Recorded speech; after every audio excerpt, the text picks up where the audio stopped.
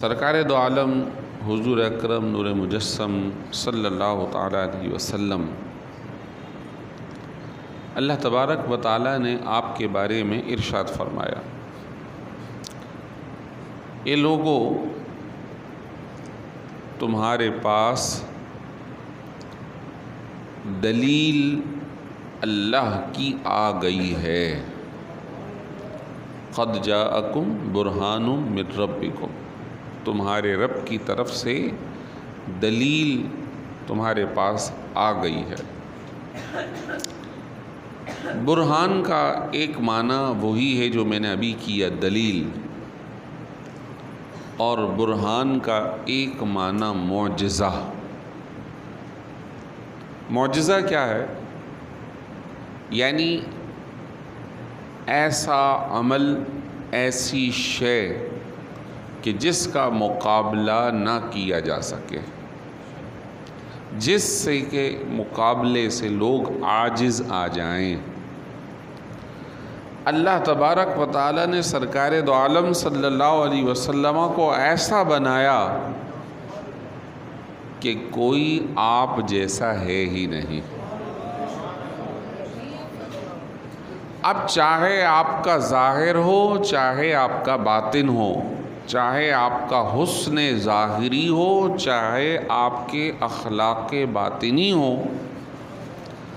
آپ کے صورت اور سیرت کا کوئی مثل اور مماثل نہ ہوا ہے نہ ہوگا، اور ایسے ہیں کہ کوئی بھی آپ کے مثل کا دعویٰ نہیں کر سکتا، کیونکہ اللہ نے آپ کو سرابہ معجزہ بنایا، کیونکہ آپ کو اللہ نے سراپا برہان بنایا۔ کوئی نبی ایک معجزہ لے کے آئے، کوئی دو، کوئی تین، کوئی 10، کوئی سینکڑوں، لیکن جتنے بھی معجزات تھے وہ سارے کے سارے اللہ نے اپنے حبیب حضور اکرم صلی اللہ علیہ وسلم کو عطا فرما دی، اور نہ صرف یہ کہ عطا فرمایا بلکہ خود آپ کو بنا دیا۔ اس سے یہ عقیدہ مسلمان کا ہونا چاہیے کہ اللہ نے ہمیں اس نبی کی امت پہ پیدا فرمایا کہ جس کا کوئی مثل نہ ہوا ہے نہ ہوگا۔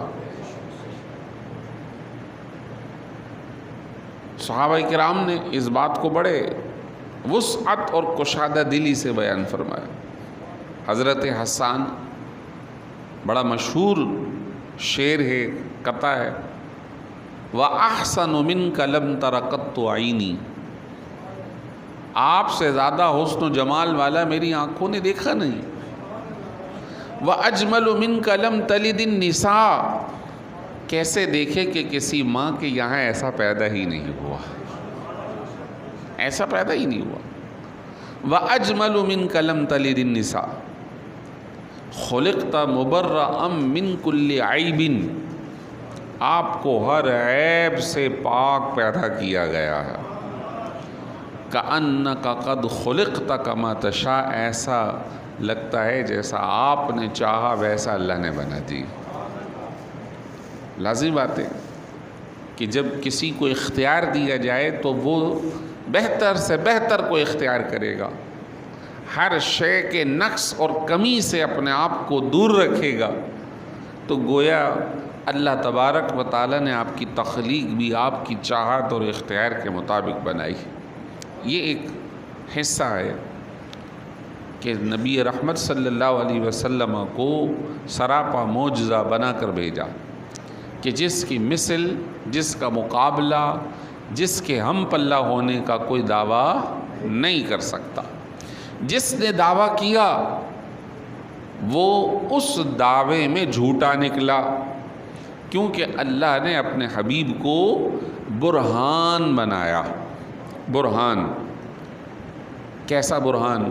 ابھی آپ نے اشعار پڑھے اور سنے کہ سرکار دو عالم صلی اللہ علیہ وسلم کو ایسا بنایا کہ اس جیسا کسی کو نہ بنایا۔ حضرت موسیٰ کا معجزہ نظر آتا ہے کہ جب بنی اسرائیل پانی کے پیاس میں تڑپے تو آپ نے پتھر پر عصا مارا تو چشمہ جاری ہو گیا۔ سوال یہ ہے کہ پانی کا چشمہ کہاں سے جاری ہوتا ہے؟ زمین سے ہی نکلتا ہے، پتھر سے ہی نکلتا ہے۔ آپ کے عصا لگنے سے اس پتھر سے چشمہ جاری ہو گیا جہاں سے ویسے بھی جاری ہوتا ہے۔ یہ کمال مصطفیٰ ہے کہ جہاں سے جاری نہیں ہوتا اللہ نے وہاں سے سرکار کی انگلیوں سے جاری فرما دیا، سرکار کی انگلیوں سے جاری فرما دیا، اور ایک کٹورے سے پورا قافلہ سیراب ہو جاتا ہے۔ یہ سرکار دو عالم صلی اللہ علیہ وسلم کی وہ صفات ہیں، وہ ظاہری کمالات ہیں کہ آپ جیسا کمال نہ کسی کو ملا ہے نہ ملے گا۔ یہی بولے سدرہ والے حضرت جبریل امین، چمنے جہاں کے تھالے سبھی میں نے چھان ڈالے، مگر تیرے پائے کا نہ پایا، تجھے یک نے یک بنایا، تجھے یک نے یک بنایا۔ وہ جس طرح اپنی خدائی میں، اپنے خالق ہونے میں، اپنے حسن و جمال میں یکتا اور بے مثال ہے، اس نے اپنے حبیب کو بھی بے مثال بنایا۔ صحابہ کرام رضوان اللہ تعالی علیہ مجمعین نے سرکار دو عالم صلی اللہ علیہ وسلم کو دیکھا تو آپ صلی اللہ علیہ وسلم کے ہر معاملے کو وہ کاپی کرتے تھے۔ اسی کو اتباع کہتے ہیں، چاہے سمجھ میں آئے نہ آئے، عقل اسے تسلیم کرے نہ کرے، بس سرکار کو کرتے ہوئے دیکھا، صحابہ کرام ویسا ہی کام کیا کرتے تھے۔ حتیٰ کہ کئی احادیث ایسی آتی ہیں کہ صحابہ کسی درخت کے پاس سے گزر رہے ہیں، اپنے کپڑے کو اس کے کانٹے میں پھنسا دیا، آگے بڑھے، پھر واپسی آئے، پھر کپڑا نکالا، پھر چل دیے۔ لوگ کہنے لگے ارے یہ کیا کیا؟ کہا مجھے کچھ نہیں پتا، بس میں سرکار کے ساتھ تھا، آپ کے کپڑے اس کانٹے میں یہاں پھنس گئے تھے، حضور آگے بڑھے، پھر واپسی آئے، کانٹے سے کپڑا نکالا، پھر چل دیے، میں تو بس سرکار کی ادا کو ادا کر رہا۔ یہ محبت، یہ وارفتگی ہے، یہ وہ جو دیکھا اسے اپنایا۔ اللہ اکبر، اللہ اکبر۔ اس کیفیت کو آگے بڑھاتے آپ صلی اللہ علیہ وسلم کی شخصیت ایسی ہے کہ ایک آیت مبارکہ جس کی تفسیر میں آتا ہے وَإِنَّكَ لَعَلَىٰ خُلُقٍ عَظِيمٍ، آپ اخلاق کے اعلیٰ مرتبے پر فائز ہیں۔ یہ ترجمہ سادہ سا کرتے ہیں ہم، لیکن اگر عربی لینگویج یا عربی گرامر کے اعتبار سے دیکھیں تو اس کے اندر ایک لفظ آیا ہے عَلَىٰ خُلُقٍ عَظِيمٍ۔ عَلَىٰ کا مطلب ہوتا ہے کسی چیز پر، آن دا ٹیبل، ٹیبل پر، علی المکتب، ٹیبل پر، عَلَىٰ خُلُقٍ، خلق پر، آپ کو خلق پر رکھا گیا۔ خلق کیا ہے؟ عادت۔ ہم تابع دار ہیں اچھی عادت کے، یعنی عادت ہم پر غالب ہے، ہم مغلوب ہیں۔ ہمیں اگر اعلیٰ ہونا ہے تو اچھی عادت کو اپنانا ہوگا، اچھے اخلاق کو اختیار کرنا ہوگا، یعنی اخلاق ہمارے تابع نہیں ہیں، ہم اخلاق کے تابع ہیں۔ بات سمجھ میں آ رہی ہے؟ اور سرکار دو عالم صلی اللہ علیہ وسلم کو اللہ نے ایسا بنایا کہ آپ اخلاق کے تابع نہیں بلکہ اخلاق آپ کے تابع ہے، جو آپ کر لیں وہ اعلیٰ ہے، جو آپ کر لیں وہ اعلیٰ ہے۔ آپ کسی عادت کے تابع دار نہیں بلکہ جو عادت ہے وہ آپ کے تابع دار ہے، اور وہ جو عادت ہے وہ رسول اللہ کی اس طرح تابع دار ہے کہ اگر ہم اس عادت کو اپنا لیں تو ہم کہیں گے ہم عبادت کر رہے ہیں۔ بھئی یہ عبادت ہے، اتباع رسول عبادت ہے، اطاعت رسول عبادت ہے۔ حتیٰ کہ اللہ تبارک و تعالیٰ نے یہاں تک ارشاد فرمایا من یطع الرسول فقد اطاع اللہ، جو رسول کی اطاعت کر لے گویا اس نے اللہ کی اطاعت کر لی، جو رسول کی فرما برداری کر لے وہ اللہ کی فرما برداری کر رہا۔ اللہ اکبر۔ یہ وہ حضور علیہ الصلاۃ والسلام کا وہ خاص وصف ہے کہ آپ کسی کے تابع دار نہیں ہیں، آپ کسی عادت کے تابع دار نہیں ہیں، بلکہ وہ عادت اپنے اچھے ہونے میں رسول اللہ صلی اللہ علیہ وسلم کے تابع دار ہیں۔ وہ کام جو آپ نہ کریں وہ برے اخلاق ہو گئے، جو آپ کر لیں وہ سب سے بہترین اخلاق ہو گئے۔ کسی نے سوال کیا، کل ہی کی بات ہے، نمازی ہمارے، یہ نماز میں فجر میں ہم تیز آواز سے تلاوت کرتے ہیں، ظہر اور عصر میں دھیمی آواز میں، پھر مغرب اور عشاء میں تیز آواز میں، یہ کیا ہے؟ تو میں نے کہا یہ وہ بات ہے جو عقل میں نہیں آتی، بس اتنا سمجھ لو سرکار نے یہ فرمایا ہے صلو کما رأیتمونی اصلی، ویسے نماز پڑھ لو جیسے مجھے نماز پڑھتا ہوا دیکھو۔ بس انہوں نے فجر میں تلاوت زور سے کی تو اب ہم پر لازم ہے ہم زور سے کریں، انہوں نے ظہر اور عصر میں دھیمی آواز میں کی، ہم پر لازم ہے کہ ہم دھیمی آواز میں کریں۔ اب اگر کوئی زور والا ہلکی پہ چلا جائے امام تو نماز واجب الاعادہ، سجدہ سہو لازم، اور کوئی دھیمی والا تیز میں چلا جائے واجب الاعادہ، سجدہ لازم۔ اگر سجدہ نہیں کرے گا سجدہ سہو، نماز دوبارہ پڑھنی پڑے گی۔ اللہ اکبر۔ اب دیکھیے عبادت بھی رسول اللہ کے طریقے پر۔ تو اللہ تبارک و تعالیٰ نے آپ کو سراپا معجزہ بنایا اور ساری چیزوں کا مرکز رسول اللہ کی ذات کو بنا دیا صلی اللہ علیہ وسلم۔ اور پھر یہاں سے جو فیض آگے بڑھا ہے تو کبھی وہ کسی کو ابو بکر صدیق بنا رہا ہے، کسی کو عمر فاروق بنا رہا ہے، کسی کو عثمان غنی بنا رہا ہے، اور کسی کو مولا علی حیدر کرار بنا رہا ہے۔ سارے چمک گئے۔ یہ سارا فیض ہے رسول اللہ صلی اللہ علیہ وسلم کا۔ صحابہ کرام رضوان اللہ تعالیٰ علیہم اجمعین کی اتنی کرامات ظاہر نہیں ہوتی، بیان نہیں کی جاتی جتنی سیدی غوث پاک کی جاتی۔ آخر کیا وجہ ہے؟ وجہ اس کی یہ ہے کہ وہ سرکار کا زمانہ ہے۔ ادھر جو معجزات ظاہر ہو رہے تھے وہ سرکار کے ظاہر ہو رہے تھے۔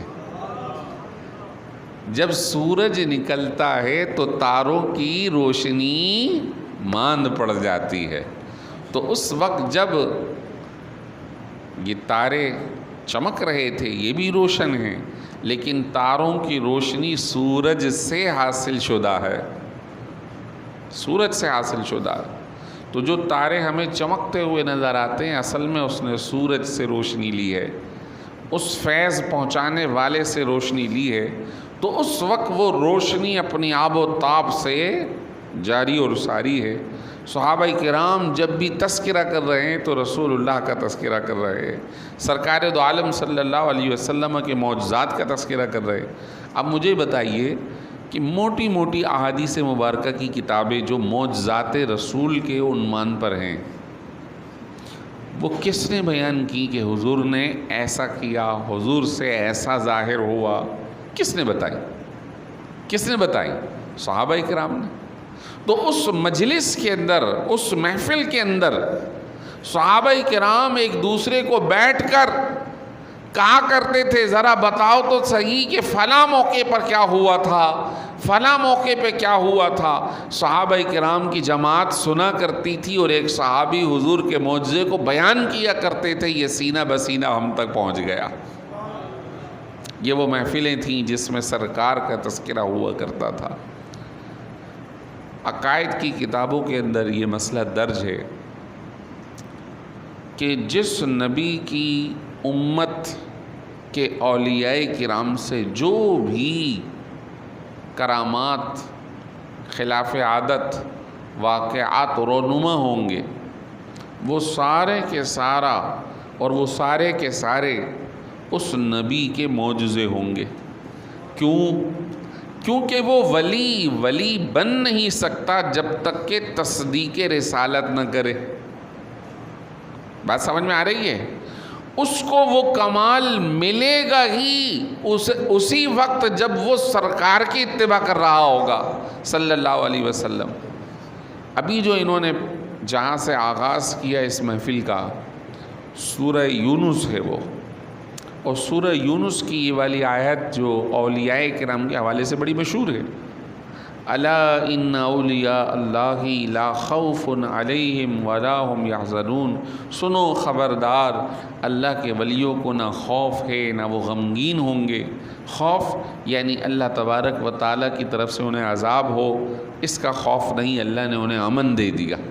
وہ غمگین نہیں ہوں گے، انہیں تکلیف اور عذاب نہیں ہوگا، وہ خوش اور خرم رہیں گے، اللہ انہیں جنت میں داخل فرمائے گا۔ لہم البشریٰ فی الحیات الدنیا وفی الآخرہ، ان کے لیے دنیا اور آخرت کی بشارتیں ہیں، خوشخبریاں ہیں۔ لیکن جو ولی ہے وہ دو جملوں میں آیا ہے، الذین آمنوا وکانوا یتقون۔ الذین آمنوا، ولی وہی ہوں گے جنہیں خوف اور غم نہیں ہوگا، وہ ہوں گے جو سرکار پر ایمان لا چکے ہوں گے۔ سمجھ آ رہی ہے؟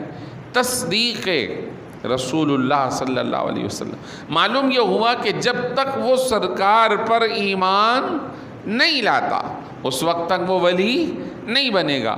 معلوم یہ ہوا ولی کو ولی بننے کے لیے فیض مصطفیٰ کی ضرورت ہے، اور یہ وہی فیض ہے جو اللہ نے انہیں عطا فرمایا، ان سے چار عالم کے اندر وہ فیض جاری اور ساری ہے، جاری اور ساری ہے۔ اور وہ فیض اللہ تبارک و تعالیٰ نے ہمارے اور آپ کے سربراہ حضرت حضور سیدی غوث پاک رضی اللہ تعالیٰ عنہ کو خوب وافر مقدار میں عطا فرمایا، خوب وافر مقدار میں عطا فرمایا۔ اور اس قدر آپ کی کرامات، آپ کے معمولات ظاہر ہوئے ہیں کہ آپ سے پہلے کسی امت کے فرد کو اس طرح کے کمالات اللہ نے عطا نہیں فرمائے۔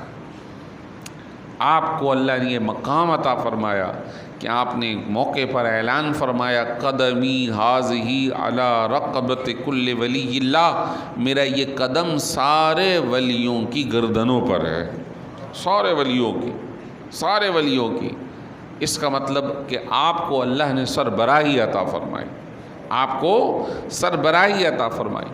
اب حضور سید غوث پاک رضی اللہ تعالی عنہ، جس طرح ہم یہ سمجھتے ہیں کہ وہ کوئی پیر فقیر ہوں گے، کوئی پیسے، کوئی اس طرح، وہ ان ساری چیزوں سے پاک تھے۔ اگر ہم ان کی سیرت کو سنیں گے، ان کی سیرت کو پڑھیں گے، ان کی شخصیت کو پڑھیں گے، وہ ہو بہو سرکار دو عالم صلی اللہ علیہ وسلم کے نقش قدم پہ چلتے ہوئے نظر آتے ہیں۔ اتباع رسول ان کی ذات کے اندر بھرا ہوا ہے، اور یہی اطاعت، یہی عبادت ہے، یہی اطاعت اور اتباع اللہ تبارک و تعالیٰ کے راضی ہونے کا ذریعہ ہے۔ اللہ تعالیٰ نے ارشاد فرمایا، قل ان کنتم تحبون اللہ فاتبعونی یحببکم اللہ۔ اے حبیب آپ کہہ دیجئے کہ اگر تم اللہ سے محبت کرتے ہو تو میری اتباع کرو، اللہ بھی تمہیں اپنا محبوب بنا لے گا، تمہاری بخشش کر دے گا، تمہارے گناہ معاف فرما دے گا۔ معلوم یہ ہوا کہ بخشش، رحمت الہی، گناہوں سے جو صاف ہونا ہے، یہ سارا کا سارا ایک ہی نقطے اور ایک ہی مرکز پہ جا کر ملتا ہے، اور وہ ہے اطاعت رسول، اتباع رسول، جو صحابہ کرام نے بڑھ چڑھ کر کی۔ ہماری زندگیوں کے اندر بھی اگر یہ آ جائے تو آپ یقین مانیں کہ ہماری کتنی ہی تکالیف، مسائل، مشکلات خود بخود دور ہو جائیں، کئی امراض سے اللہ شفا عطا فرما دے۔ ہم نے کیا کیا ہے؟ ہم اپنی خواہشات کے تابع ہو گئے۔ ہم کس کے تابع ہو گئے؟ خواہشات کے تابع ہو گئے۔ آپ ہر فرد یہ سوچے، میں سمیت، کیا ہم 100% سرکار دو عالم صلی اللہ علیہ وسلم کے بتائے ہوئے طریقے پر عمل کر رہے ہیں؟ کیا ہم 100% ویسی عبادت کر پا رہے ہیں؟ کیا ہم اس طرح کے معمولات کو اختیار کیے ہوئے ہیں؟ بزرگان دین کا یہ عالم تھا کہ وہ عبادت میں، ریاضت میں، نیکیوں میں زندگی صرف کرتے رہے، اور آخر میں جاتے ہوئے بھی خوف رکھتے تھے کہ کہیں پکڑ نہ ہو جائے، کہیں گرفت نہ ہو جائے، کہیں عذاب میں مبتلا نہ ہو جاؤں۔ سرکار دو عالم صلی اللہ علیہ وسلم، صحابہ کرام کے دلوں کے اندر یہ بات آپ نے پیوست فرمائی کہ اللہ سے اچھے انجام اور اختتام کی دعا کیا کرو، اچھے انجام اور اختتام کی دعا کیا کرو۔ نبی رحمت صلی اللہ علیہ وسلم کا فرمان فرمایا کہ اللہ تعالیٰ فرماتا ہے کہ ابن آدم کا دل میری انگلیوں کے درمیان ہے۔ یہ ایک تشبیہ اور مثال ہے کہ جب کوئی چیز انگلی کے درمیان ہو تو وہ کبھی سیدھی اور کبھی الٹی ہوتی ہے، پلٹ دی جاتی ہے۔ اللہ تبارک و تعالیٰ کے قبضے میں ہے ہمارا دل، وہ جب چاہے اسے پلٹ دے، نعوذ باللہ من ذالک۔ کئی نیک بدبخت ہو گئے، اور اللہ کے ہاتھ میں یہ بھی ہے رحمت کہ کئی بدبخت اللہ نے نیک بنا دی، کئی راہ سے بھٹکے ہوئے اللہ نے انہیں سیدھا کر دیا۔ اس کی دو مثالیں دی اللہ تعالیٰ نے۔ سورہ تحریم 28ویں پارے کی آخری صورت ہے، اس کے اندر اللہ تعالیٰ نے دو عورتوں کا تذکرہ کیا، دو عورتوں کا، بلکہ تین عورتوں کا، دو ایک طرف ہیں اور ایک طرف ہے۔ دو عورتیں حضرت نوح علیہ السلام اور حضرت لوط علیہ السلام، ان دونوں کی بیویاں عذاب الہی میں مبتلا ہوئیں، یعنی گھرانہ نبوی کے اندر بھی وہ اپنے آپ کو سیدھی راہ پر نہ چلا سکیں۔ نبی نے تو بھرپور کوشش فرمائی، نبی نے تو پیغام رسالت پہنچایا، پیغام الہی پہنچایا، ہر ایک کو دین کی بات بتائی، لیکن کیا ہے کہ تسلیم کرنے والے پر دار و مدار ہے۔ انہوں نے اپنے صاحبزادے کو اس موقع پہ بھی فرمایا کہ تو ہماری کشتی میں آ جا، ایمان لے آ، آج کوئی بچانے والا نہیں ہوگا۔ وہ کہنے لگا کہ میں پہاڑ پر چڑھ جاؤں گا۔ انہوں نے کہا لا عاصم اليوم، آج کوئی نہیں بچائے گا۔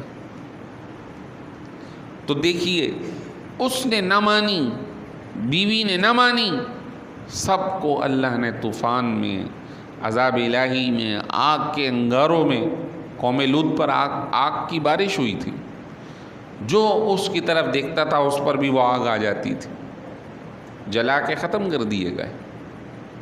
اور ایک وہ ہے کہ جو سراپا کفر کا مرکز تھا، لیکن اللہ نے اسے ہدایت دی، اس کے گھر میں رہتی ہوئی وہ خاتون اللہ کی رحمت کی حقدار بن گئی، فرعون کی بیوی،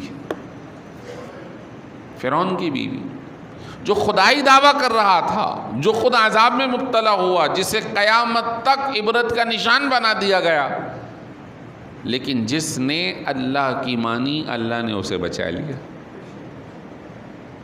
بات سمجھنے کی ہے، نقطہ یہی ہے کہ اگر کامیابی چاہیے تو پھر اطاعت رسول کرنی ہوگی، اور اختتام اچھے ہونے کی دعا کرتے رہو۔ نبی رحمت صلی اللہ علیہ وسلم یہ دعا کیا کرتے تھے، اللہم ثبت قلبی علی دینک۔ آپ بھی کہیے اللہم ثبت قلبی علی دینک۔ اے اللہ میرے دل کو اپنے دین پر ثابت فرما، قائم رکھ۔ یہ رسول اللہ دعا فرمایا کرتے تھے۔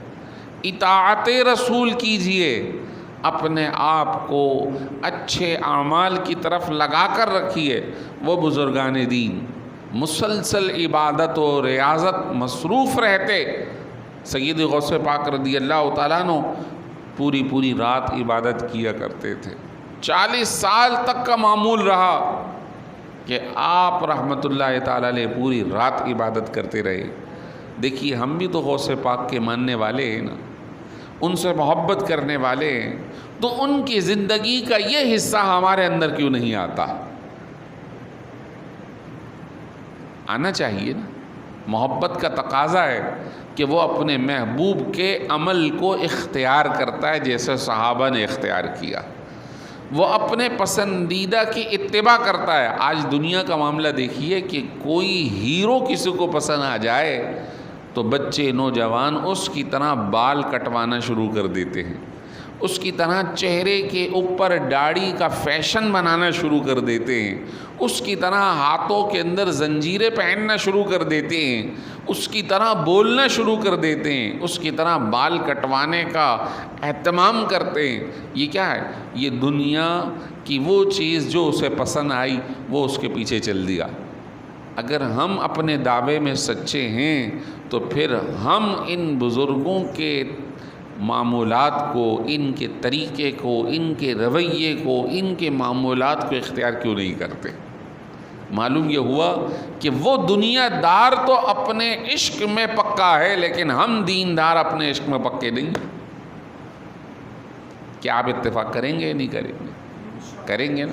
تو اب ہم نے یہ کام کرنا ہے کہ انشاءاللہ ہم بزرگوں کے طریقے کو اختیار کریں گے، ہم عبادت کو اختیار کریں گے، ہم گناہوں کو چھوڑیں گے، زہد و تقوی کی، اللہ کی جو خشیت ہے، اللہ کا جو خوف ہے، یہی کامیابی کا زینہ ہے۔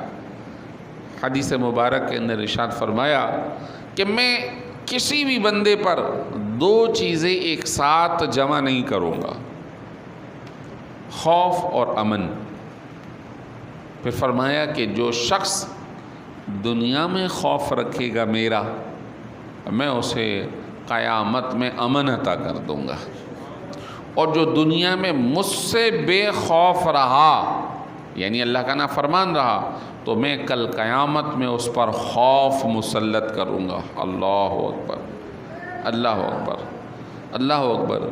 بات سمجھنے کی ہے کہ ہمیں اپنے معمولات کو درست کرنا ہوگا، ہمیں اپنے طریقے اور رویے کو صحیح کرنا ہوگا، اپنے بچوں کی اچھی تربیت کرنی ہوگی۔ بزرگان دین سے محبت کا طریقہ یہی ہے کہ ہمارے رویوں میں تبدیلی آ جائے، ہمارے اخلاق اچھے ہو جائیں، ہمارے کردار کے اندر تبدیلی آئے۔ سیدی غوث پاک رحمۃ اللہ تعالیٰ علیہ پوری رات عبادت کر رہے ہیں، روزے رکھ رہے ہیں، اور آپ کے روزوں کا عالم مسلسل روزے رکھے۔ محبت کرنے والے آ گئے، حضرت آج روزہ ہمارے یہاں افطار، منع نہیں فرمایا، ٹھیک ہے آ جائیں گے۔ دوسرے آ گئے، حضور آج ہمارے یہاں افطار کر لیجئے، کہا آ جائیں گے۔ تیسرے کہتے ہیں حضور ہمارے یہاں، فرمایا ٹھیک ہے آئیں گے۔ جو سننے والے ہیں وہ پریشان ہیں کہ انہوں نے تو سب کو حامی بھر دی، آخر جائیں گے کس کے گھر؟ اگلے دن دیکھا کہ جامعہ جو آپ کا ادارہ تھا، آپ جس میں پڑھاتے تھے، آپ استاد شیخ الحدیث تھے، آپ مفتی وقت تھے، آپ عالم دین حافظ قرآن تھے، آپ اپنے مدرسے کے اندر، اپنے جامعہ کے اندر اسی طرح مدرسے میں فیض بانٹ رہے ہیں، لٹا رہے ہیں، پڑھا رہے ہیں، سکھا رہے ہیں دنیا کو۔ فرمایا کہ مجھے اتنا حکم ہے اور یہ مجھ پر لازم کر دیا گیا ہے کہ میں لوگوں کو دین تبلیغ کرتا رہوں، جس دن میں نے یہ چھوڑا اسی دن میرا گلا دبا دیا جائے گا۔ مجھے اتنا سخت اس معاملے میں مقرر کیا گیا ہے۔ کر رہے شام ہو گئی، روزہ وہیں۔ اگلے دن لوگ تحفہ لے کے آ رہے ہیں، حضور بہت شکریہ آپ کا، آپ ہمارے گھر تشریف لائے، حضور آپ کا بہت شکریہ۔ لوگ حیران ہیں یہ کیا معاملہ ہے؟ معلوم یہ ہوا کہ اللہ نے یہ کرامت انہیں عطا فرمائی کہ بیک وقت وہ 70 لوگوں کے یہاں جلوہ نما تھے۔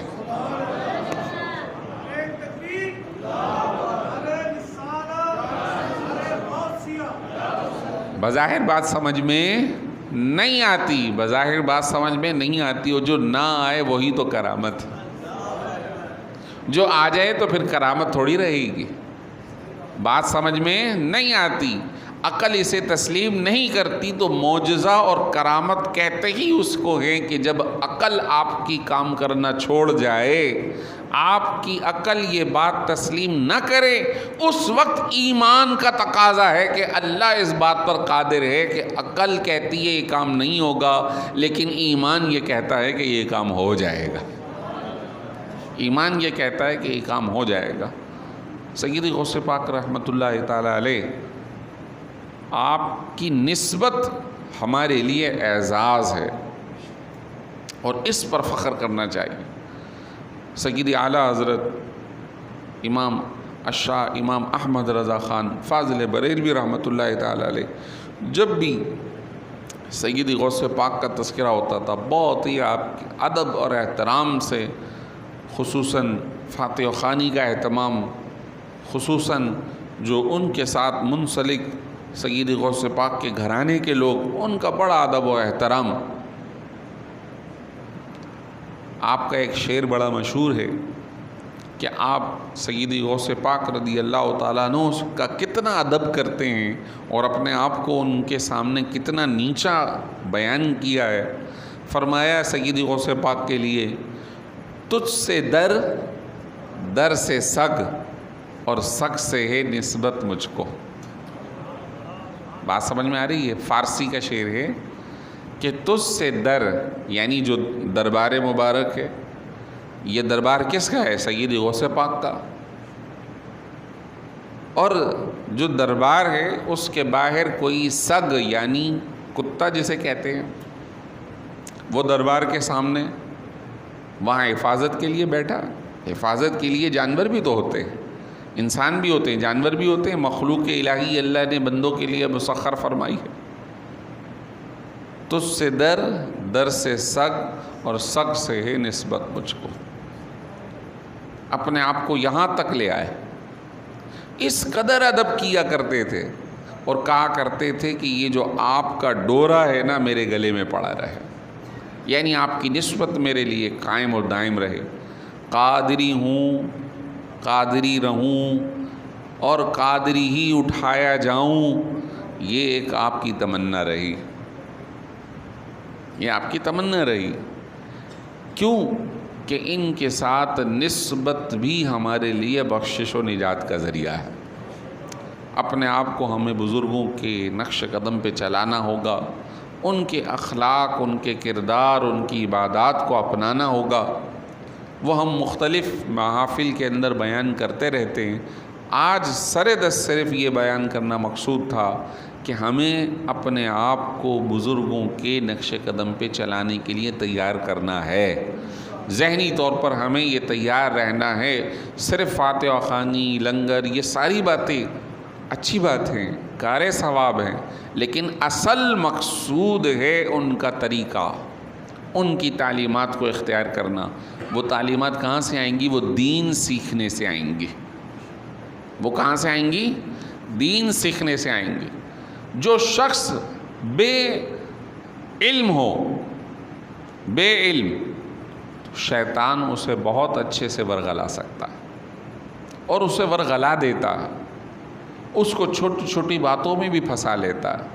وہ پوری رات عبادت کرتا رہا لیکن اسے یہ مسئلہ نہیں معلوم تھا کہ وضو فلاں چیز کی وجہ سے ٹوٹ جاتا ہے، لیکن وہ عبادت میں مصروف رہا، لیکن کیا وہ عبادت قابل قبول ہوگی؟ ان بزرگان دین کو بھی دیکھیے، انہوں نے ڈائریکٹ کوئی دعویٰ نہیں کر دیا کہ میں یہ فلاں ہوں، میں فلاں ہوں، بلکہ انہوں نے پہلے مشقت اور محنت کو اختیار کیا۔ آپ جتنے بھی بڑے بزرگوں کا نام سنیں گے، آپ سید غوث پاک کا نام لیتے ہیں، حافظ قرآن ہیں، استاد کے سامنے بیٹھ کے پڑھا، عالم ہیں، دین سیکھا استاد سے بیٹھ کر، پڑھتے رہے حتیٰ کہ اللہ تعالیٰ نے انہیں یہ مقام عطا فرمایا۔ آپ خواجہ خواجگان خواجہ معین الدین چشتی اجمیری علیہ رحمہ کو دیکھ لیجئے، باقاعدہ پڑھا، حفظ قرآن کیا، عالم دین بنے، پھر اس سلسلے تبلیغ کو اختیار کر لیا۔ آپ سہروردھ کے حضرت شیخ شہاب الدین سہروردی رحمۃ اللہ تعالیٰ علیہ کو دیکھ لیجئے، آپ اپنے زمانے کے بڑے جید عالم دین تھے۔ معلوم یہ ہوا کہ دین بغیر پڑھے جو دعویٰ کرے کہ میں اس راہ کا مسافر ہوں، تو سمجھ جائیے کہ وہ مسافر بھٹکنے والا ہے۔